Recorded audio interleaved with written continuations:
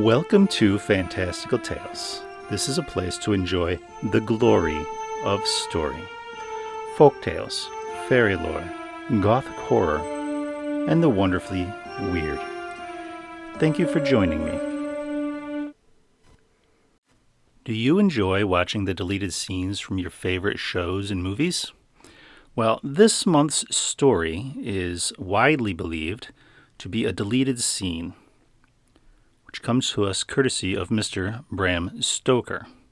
It is possibly an early draft of what was intended to be the first chapter of his famous novel, Dracula.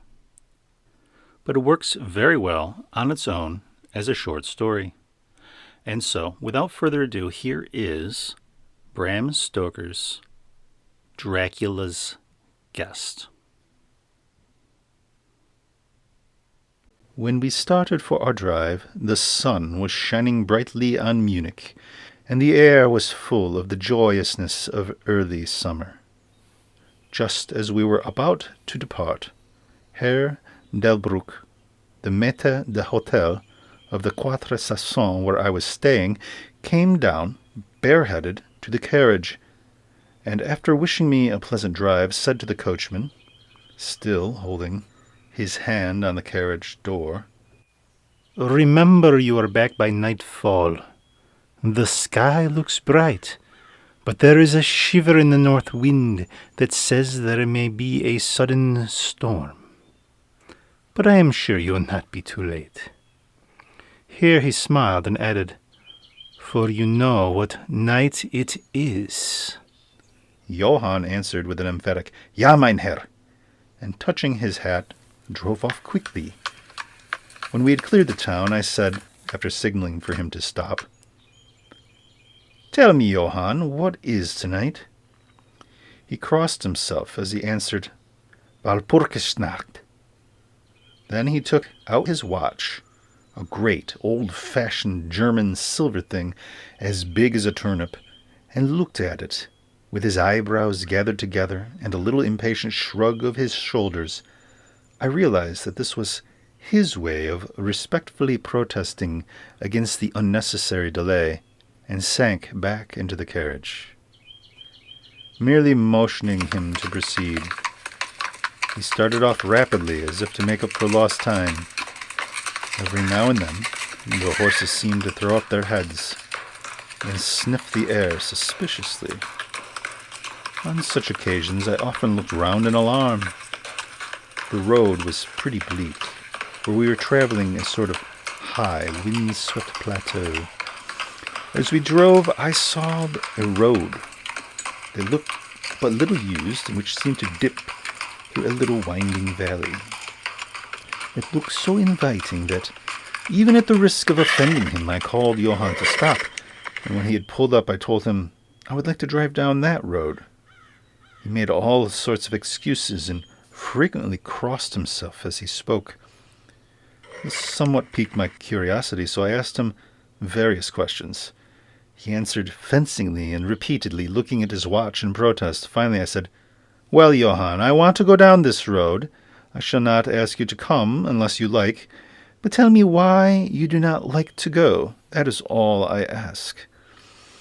For answer, he seemed to throw himself off the box. So quickly did he reach the ground. Then he stretched out his hands appealingly to me and implored me not to go. There was just enough of English mixed in with the German for me to understand the drift of his talk. He seemed always just about to tell me something, the very idea of which evidently frightened him. But each time he pulled himself up, saying, as he crossed himself, "Walpurgisnacht." I tried to argue with him, but it was difficult to argue with a man when I did not know his language. The advantage certainly rested with him, for although he began to speak in English, of a very crude and broken kind, he always got so excited and broke into his native tongue, and every time he did so he looked at his watch. Then the horses became restless and sniffed the air. At this he grew very pale, and looking around in a frightened way, he suddenly jumped forward, took them by the bridles, and led them on for some 20 feet. I followed him and asked why he had done this.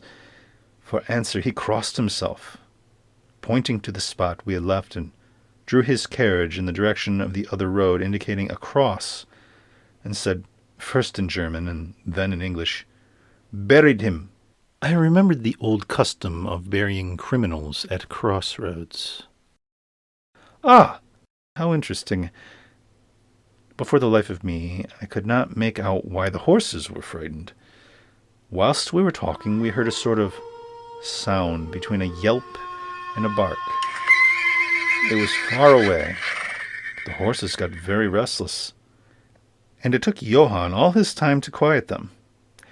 He was pale and said, "It sounds like a wolf, but there are no wolves here now." "No?" I said, questioning him. "Isn't it long since the wolves were so near the city?" "Long, long," he answered.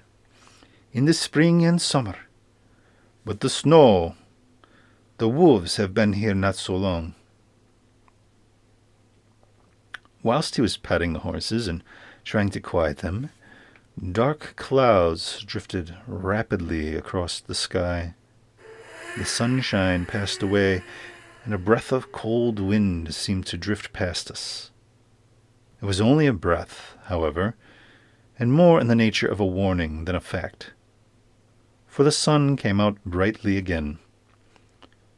Johann looked under his lifted hand at the horizon and said, "The storm of snow he come before a long time." Then he looked at his watch again, and straightway, holding the reins firmly, for the horses were still pawing at the ground restlessly and shaking their heads, he climbed to his box as though the time had come for proceeding on our journey. I felt a little obstinate and did not at once get into the carriage. "Tell me," I said, "about this place where the road leads." And I pointed down.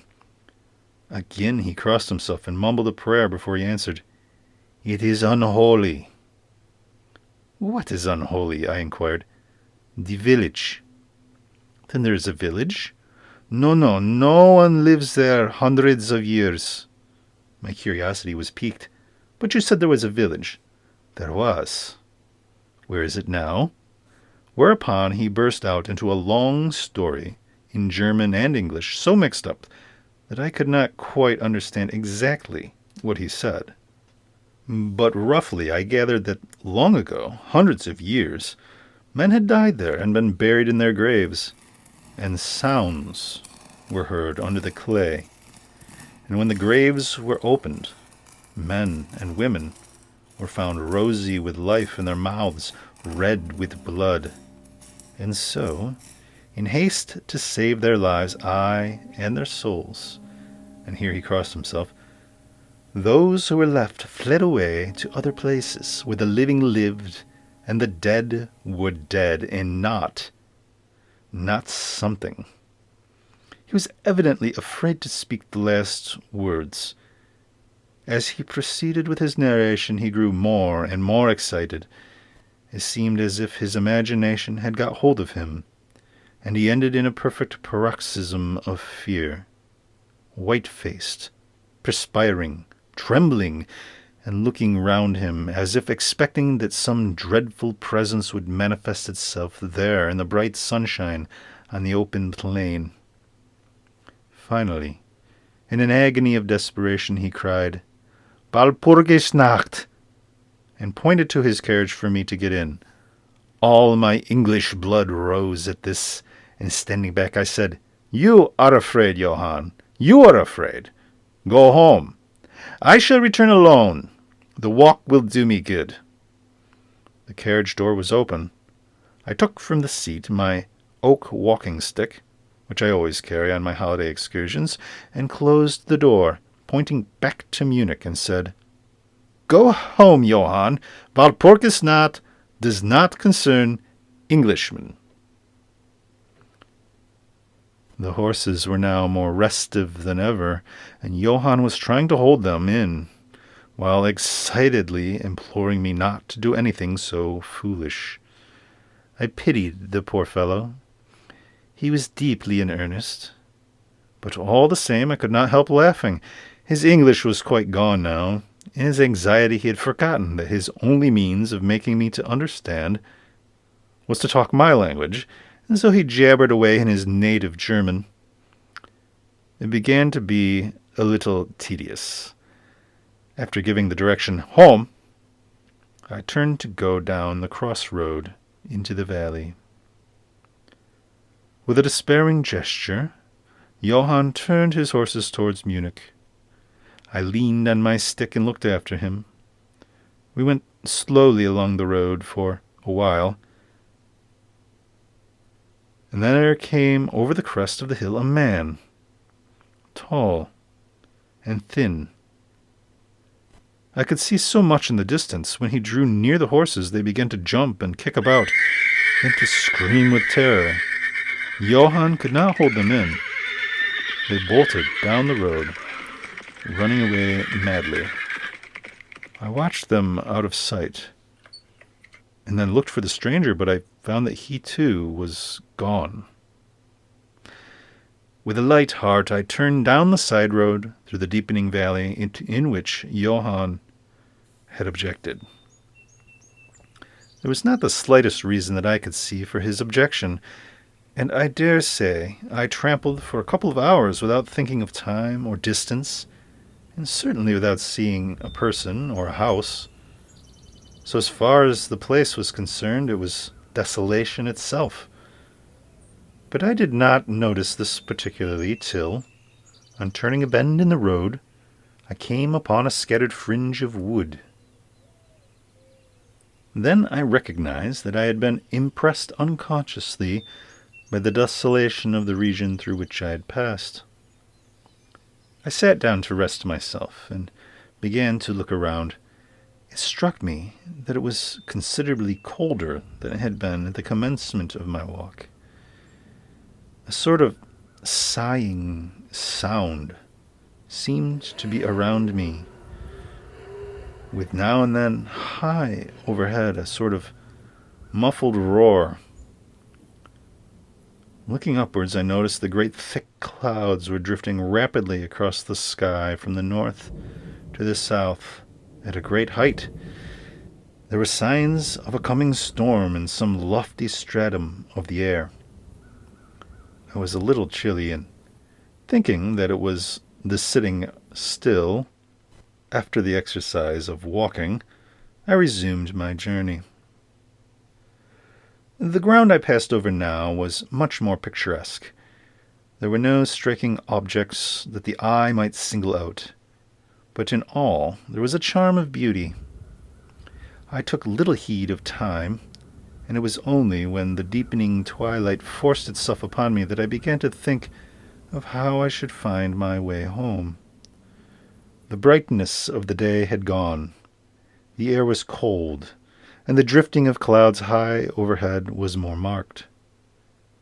They were accompanied by a sort of far-away, rushing sound, through which seemed to come, at intervals, that mysterious cry which the driver had said came from a wolf. For a while I hesitated.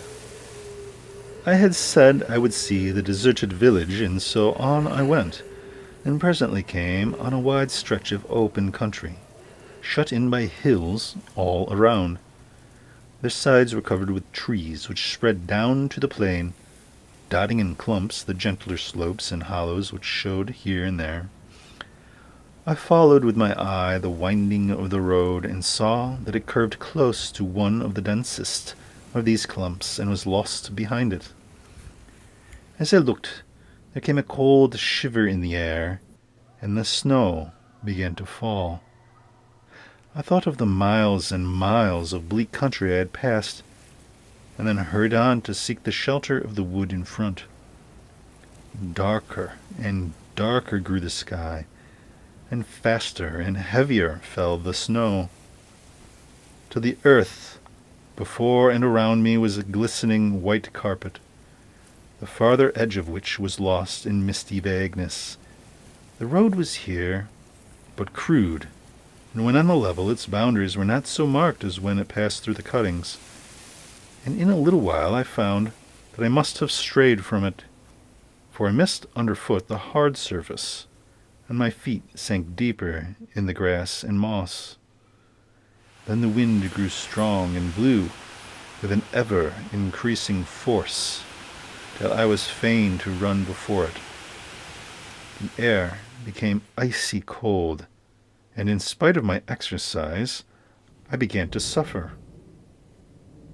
The snow was now falling so thickly and whirling around me in such rapid eddies that I could hardly keep my eyes open. Every now and then the heavens were torn asunder by vivid lightning, and in the flashes I could see ahead of me a great mass of trees, chiefly yew and cypress, all heavily coated with snow. I was soon among the shelter of the trees, and there, in my comparative silence, I could hear the rush of the wind high overhead. Presently the blackness of the storm had become merged in the darkness of the night. By and by the storm seemed to be passing away, and now only came in fierce puffs or blasts. At such moments the weird sound of the wolf appeared to be echoed by many similar sounds around me. Now and again, through the black mass of drifting cloud, came a straggling ray of moonlight, which lit up the expanse and showed me that I was at the edge of a dense mass of cypress and yew trees. As the snow had ceased to fall, I walked out from the shelter and began to investigate more closely. It appeared to me that amongst so many old foundations as I had passed, there might still be a standing house in which, though in ruins, I could find some sort of shelter for a while. As I skirted the edge of the copse, I found that a low wall encircled it, and following this, I presently found an opening. Here the cypresses formed an alley leading into a square mass of some kind of building. Just as I caught sight of this, however, the drifting clouds obscured the moon, and I passed up the path in darkness. The wind must have grown colder, for I felt myself shiver as I walked, but there was hope of shelter, and I groped my way blindly on. I stopped, for there was a sudden stillness. The storm had passed, and perhaps in sympathy with nature's silence, my heart seemed to cease to beat. But this was only momentarily, for suddenly the moonlight broke through the clouds, showing me that I was in a graveyard, and that the square object before me was a great, massive tomb of marble, as white as the snow that lay on and around it. With the moonlight came a fierce sigh of the storm, which appeared to resume its course with a long, low howl, as of many dogs or wolves. I was awed and shocked, and felt the cold perceptibly grow upon me, till it seemed to grip me by the heart. Then, while the flood of moonlight still fell on the marble tomb, the storm gave further evidence of renewing, and though it was returning on its track, impelled by some sort of fascination, I approached the sepulchre to see what it was and why such a thing stood alone in such a place. I walked around it and read, over the Doric door in German, Countess Dolingen of Graz in Styria, sought and found, death, 1801. On the top of the tomb, seemingly driven through the solid marble, for the structure was composed of a few vast blocks of stone, was a great iron spike or stake. On going to the back, I saw, graven in great Russian letters, "The dead travel fast." There was something so weird and uncanny about the whole thing that it gave me a turn and made me feel quite faint. I began to wish for the first time that I had taken Johann's advice. Here a thought struck me, which came under almost mysterious circumstances and with a terrible shock. This was Walpurgis Night. Walpurgis Night when, according to the belief of millions of people, the devil was abroad. When the graves were opened and the dead came forth and walked. When evil things of the earth and air and water held revel. This very place the driver had specifically shunned. This was the depopulated village of centuries ago, and this was the place where I was alone, unmanned, shivering with cold in a shroud of snow, with a wild storm gathering again upon me. It took all my philosophy, all the religion I had been taught, all my courage to not now collapse in a paroxysm of fright. And now a perfect tornado burst upon me. The ground shook as though thousands of horses thundered across it. And this time the storm bore on its icy wings not snow, but great hailstones, which drove with such violence as they might have come from the thongs of Balearic slingers. Hailstones that beat down upon leaf and branch, and made the shelter of the cypresses of no more avail than though their stems were standing corn. At the first I had rushed to the nearest tree, but I was soon fain to leave it, and seek the only spot that seemed to afford refuge, the deep Doric doorway of the marble tomb.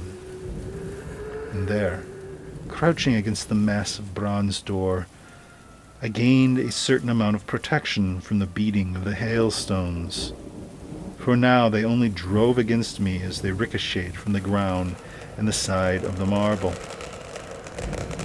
As I leaned against the door, it moved slightly and opened inwards. The shelter of even a tomb was welcome in that pitiless tempest, and I was about to enter it when there came a flash of forked lightning that lit up the whole expanse of the heavens. In the instant, as I am a living man, I saw, as my eyes were turned into the darkness of the tomb, a beautiful woman with rounded cheeks and red lips, seemingly sleeping on a bier. As the thunder broke overhead, I was grasped as by the hand of a giant and hurled out into the storm.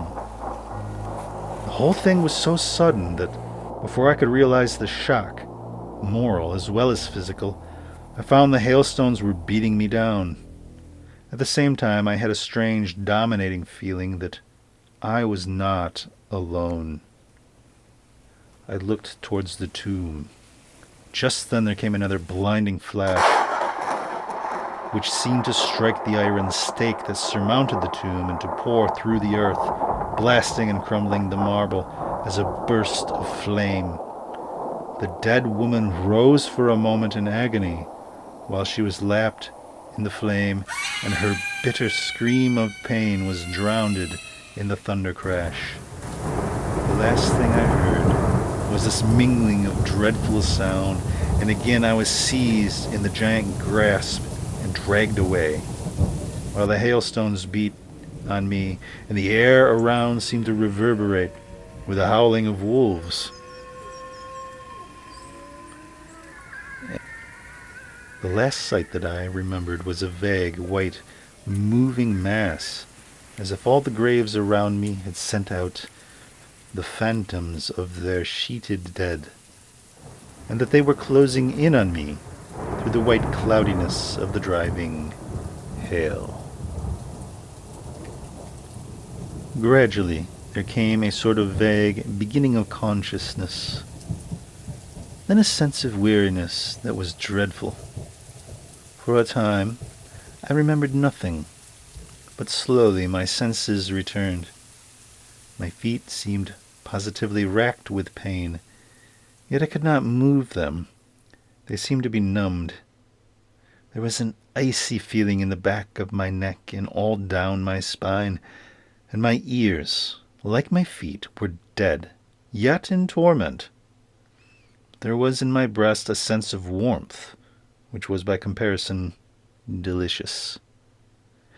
It was a nightmare, a physical nightmare, if one may use such an expression, for some heavy weight on my chest made it difficult for me to breathe. This period of semi-lethargy seemed to remain a long time, and as it faded away I must have slept or swooned. Then came a sort of loathing, like the first stage of seasickness, and a wild desire to be free from something, I knew not what.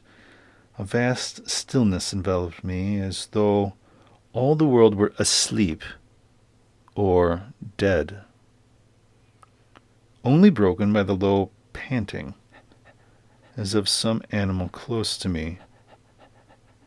I felt a sort of warm rasping at my throat. Then came a consciousness of the awful truth, which chilled me to the heart and sent the blood surging up through my brain.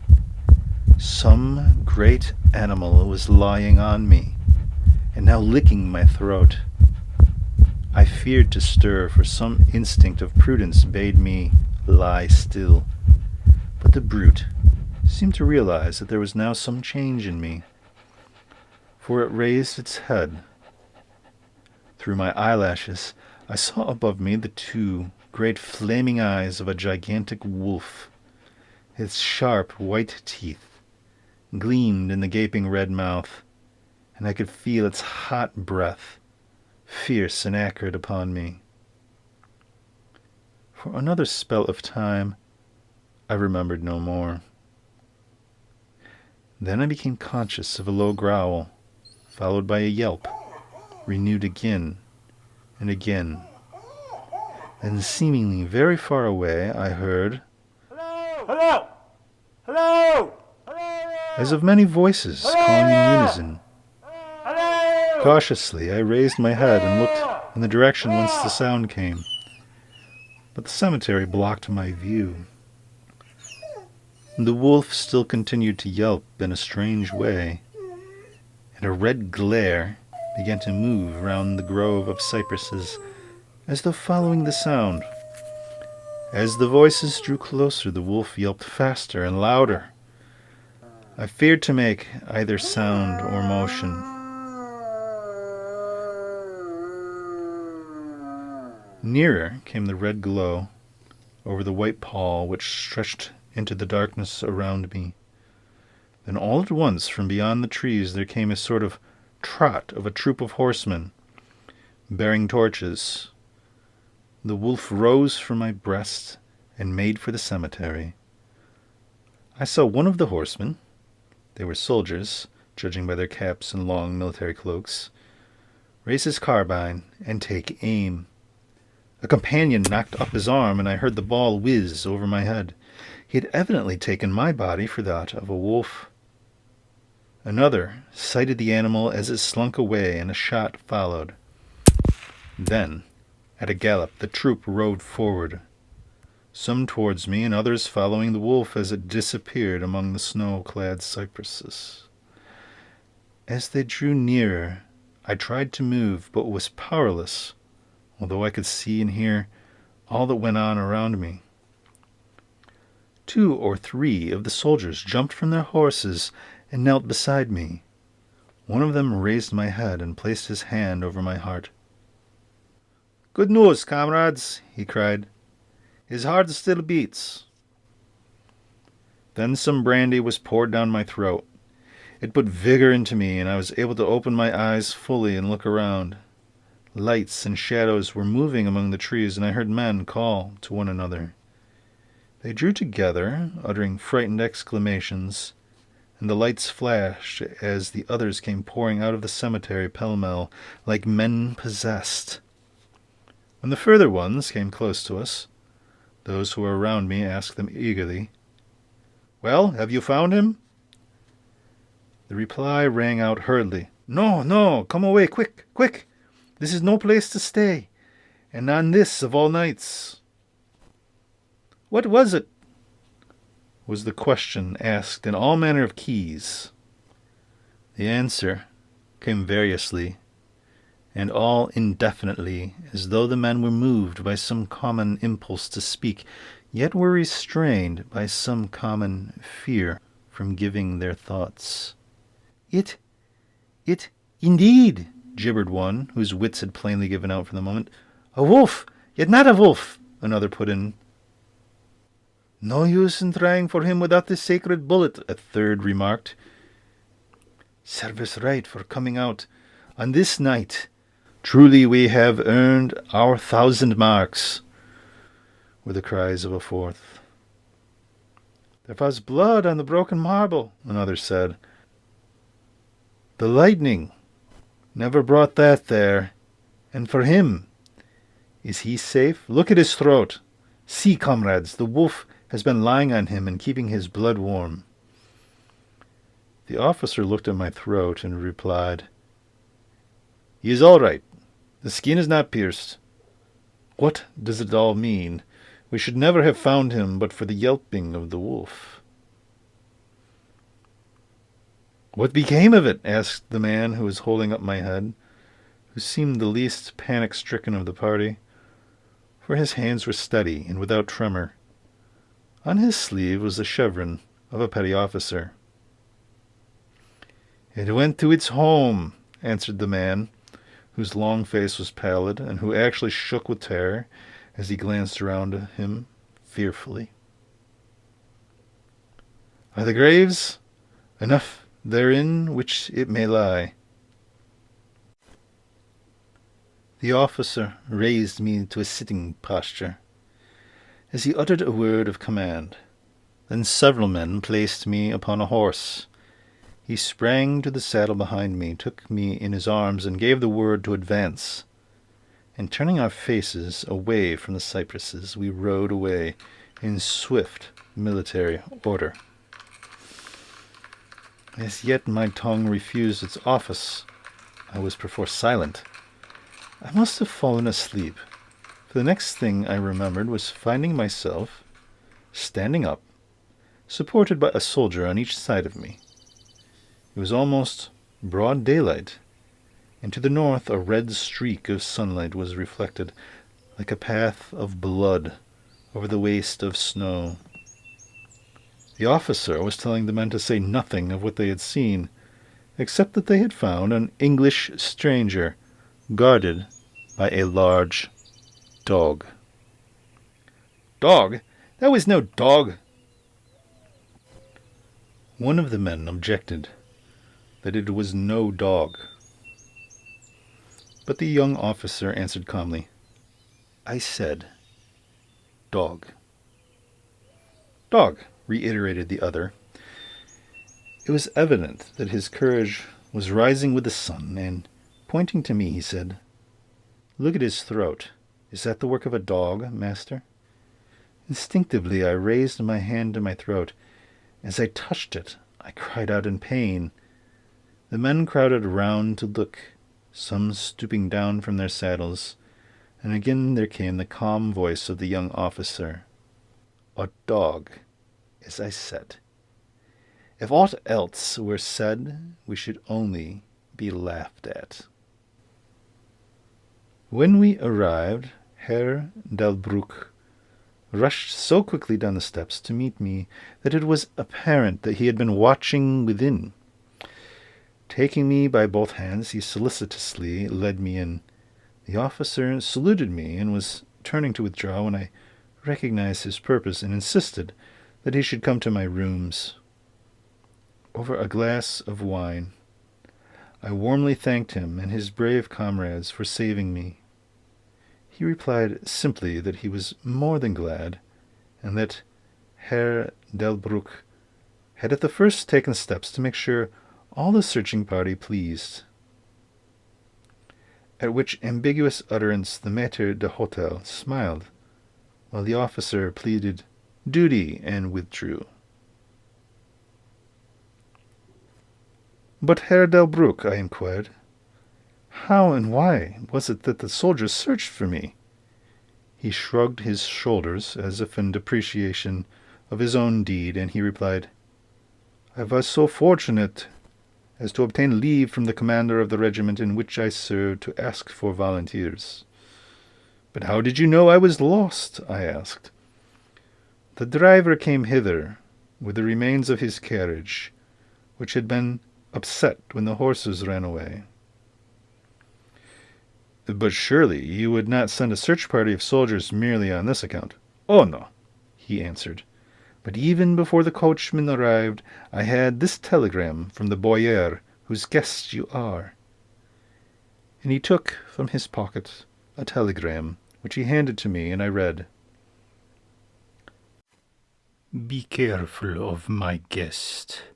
His safety is most precious to me.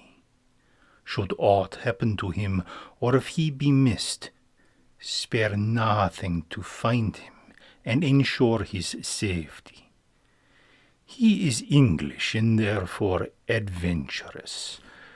There are often dangers from snow and wolves and night. Lose not a moment if you suspect harm to him. I answer your zeal with my fortune. Dracula.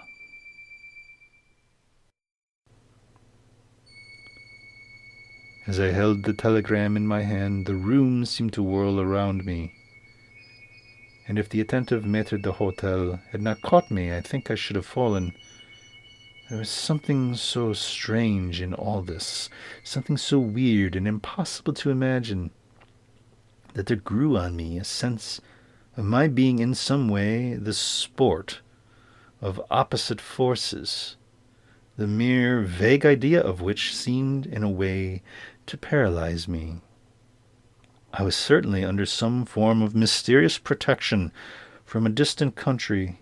Had come in the very nick of time a message that took me out of the danger of the snow sleep and the jaws of the wolf.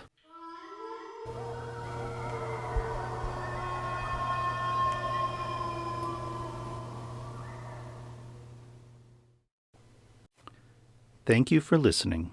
If you enjoyed this story, I would invite you to subscribe and or leave a review. And I am planning on releasing a short, what I'm going to call 5-minute folklore follow-up to this story, discussing Walpurgis Night.